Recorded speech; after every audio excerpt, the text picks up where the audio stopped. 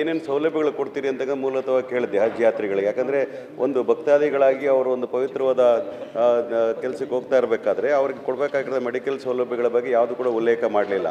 ಯಾಕಂದರೆ ಸೀನಿಯರ್ ಸಿಟಿಸನ್ಗಳಿಗೆ ಮತ್ತು ಸ್ವಲ್ಪ ಅಲ್ಲಿ ಹಜ್ ಯಾತ್ರೆಗೆ ಹೋಗ್ತಕ್ಕಂಥವ್ರಿಗೆ ಅವ್ರಿಗೆ ಮೆಡಿಕಲ್ ಫೆಸಿಲಿಟೀಸು, ಫಿಟ್ನೆಸ್ ಸರ್ಟಿಫಿಕೇಟ್ಸು ಇದ್ರ ಬಗ್ಗೆ ಕೂಡ ಯಾವುದು ಕೂಡ ಉಲ್ಲೇಖ ಮಾಡಲಿಲ್ಲ. ಅದ್ರ ಬಗ್ಗೆ ಹೇಳಬೇಕು ಅಂತ ಕೇಳ್ತೇನೆ.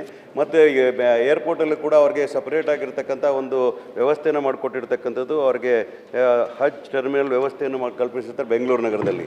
ಮೊದಲು ಅವರು ಇದೇ ರೀತಿ ಮಂಗಳೂರಲ್ಲಿಗೂ ಬಹಳ ಜನ ಹೋಗ್ತಾರೆ. ಆ ಭಾಗದಲ್ಲಿ ಇರ್ತಕ್ಕಂಥ ಭಾಳ ಜನ ಮಂಗಳೂರು ಏರ್ಪೋರ್ಟಲ್ಲಿ ಕೂಡ ಈ ದಿನ ಜನ ಬಯಸ್ತಾ ಇದ್ದಾರೆ.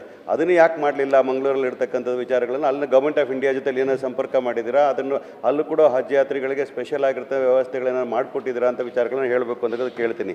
ಅದಾದ ನಂತರ ಒಂದು ಸಪ್ಲಿಮೆಂಟರಿ ಕ್ವಶನ್ ಕೇಳ್ತೀನಿ ಸಚಿವರು. ಮಾನ್ಯ ಸಭಾಪತಿಗಳೇ, ನಾನು ನಮ್ಮ ಸದಸ್ಯರ ನಾಗರಾಜ್ ಅವರಿಗೆ ತುಂಬ ಧನ್ಯವಾದ ಹೇಳ್ತೇನೆ. ಯಾಕಂದರೆ ಸ್ಪೆಷಲಿ ಹಜ್ ಯಾತ್ರಿಯವರಿಗೆ ಅವ್ರ ಬಗ್ಗೆ, ಯಾಕಂದರೆ ಪವಿತ್ರ ಸ್ಥಾನ್ಗೆ ಹಜ್ ಯಾತ್ರಿಯವರು ಹೋಗ್ತಾರೆ.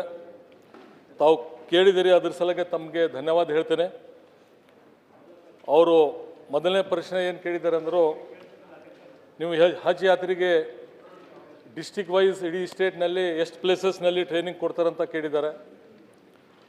ಸೆಕೆಂಡನೇ ಪ್ರಶ್ನೆ, ಸ್ಪೆಷಲ್ ಅವರಿಗೆ ಟರ್ಮಿನಲ್ ಆಗಲಿ, ಬೆಂಗಳೂರಿನಲ್ಲಿ ಆಗಲಿ ಮತ್ತು ಮಂಗಳೂರಿನಲ್ಲಿ ಏರ್ಪೋರ್ಟ್ನಲ್ಲಿ